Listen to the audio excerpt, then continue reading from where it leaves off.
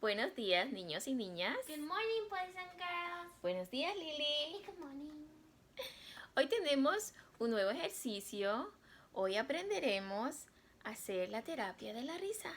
Today we will learn the laughing therapy. Sí, claro. ¿Tú quieres aprenderla? How do we do that like this? Ha ha ha ha ha. No, Lili. Vamos a aprender el sonido de las vocales haciendo la terapia de la risa. Ajá. Las vocales tienen su propio sonido. We're going to learn how to laugh using the vowel sounds. Claro. Recuerda que son 5 vocales. 5 vowels. Ajá. La A, A, la E, E, la I, I, la O O, y la U. U. Ok. ¿Están listos? Ready? Ok. ¿Pueden hacer esto con la familia? Es relajante y te va a dar mucha alegría. Ok, acá vamos. Primero lo haremos en español. Ok. First in Spanish. Ah, ah, ah, ah, ah, ah, ah, ah, ah, ah, ah, ah, ah. Eh, eh, eh, eh, eh, eh, eh, eh, eh, eh. I, i, i, i, i, i, i, i, i, i, i. Oh, oh, oh, oh, oh, oh, oh, oh, oh, oh.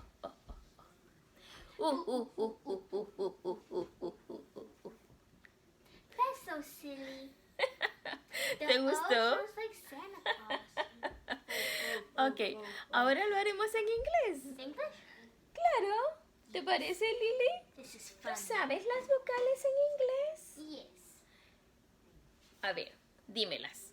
A, E, I, O, U. Excelente, muy bien. ¿Y ustedes, amiguitos, saben las vocales?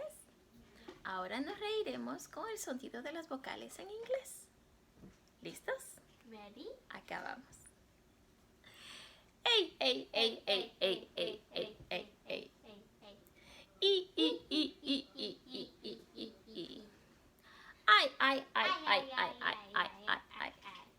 Oh, oh, oh, oh, oh, oh, oh, oh, oh. You.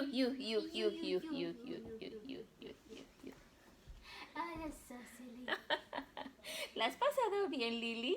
Yes, I'm having a great time. Qué bueno, me alegra mucho. De eso se trata, que aprendamos y juguemos a la vez. That's what it's about, learning and having fun. Claro, por supuesto.